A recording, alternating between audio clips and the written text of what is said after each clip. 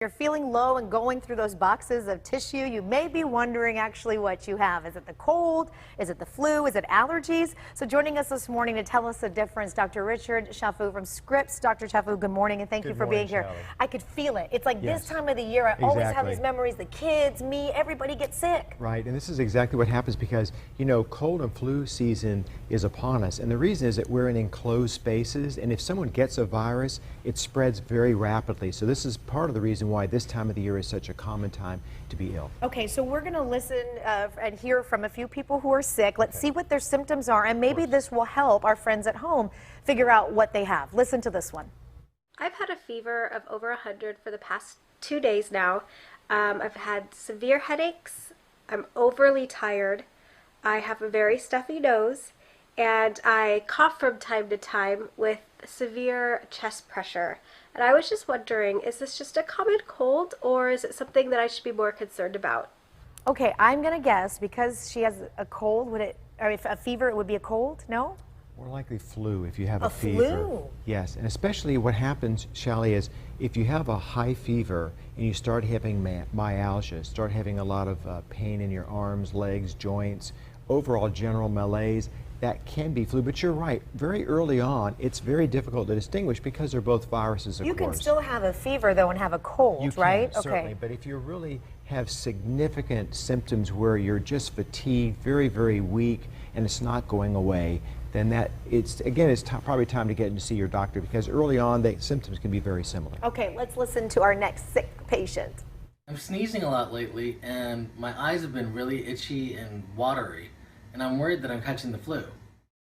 Okay, you could see his eyes kind of red and itchy. So it's probably more likely allergic in nature. And allergies do occur seasonally, but also we get allergies to various things all year round, from animal fur and dander, from house mites, from dust, from foods as well. And typical, his symptoms were more of the itching, the tearing, the watery eyes.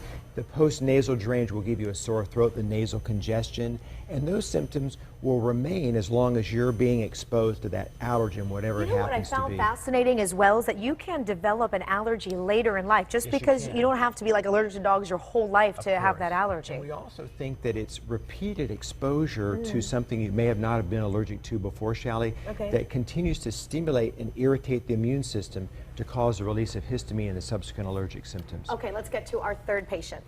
My daughter is in 6th grade and she has a runny nose, a sore throat, and she's been coughing, but she doesn't have a fever. Do you know what might be wrong?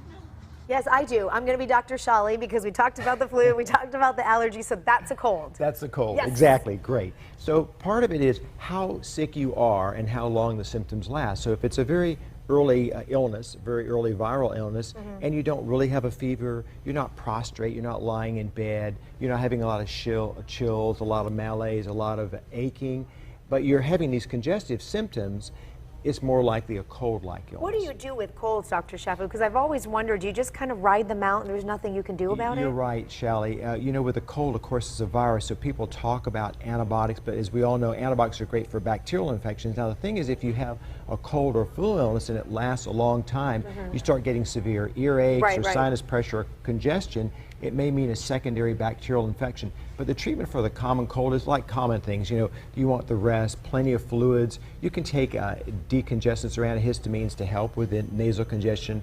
Cough syrups, of course, not for under 2. And then you want to drink plenty of fluids. Okay, one more question that I have, because I tend to struggle with myself and the kids because I want to work all the time. I want to be here. But when is the time that I know that I'm probably contagious, and how many days should I kind of stay away from people? So great question. So most people say that you're going to be contagious that first 72 hours, 72 so the first hours. 3 days. Got it? Dr. Chaffoo, thank you for being Thanks, here.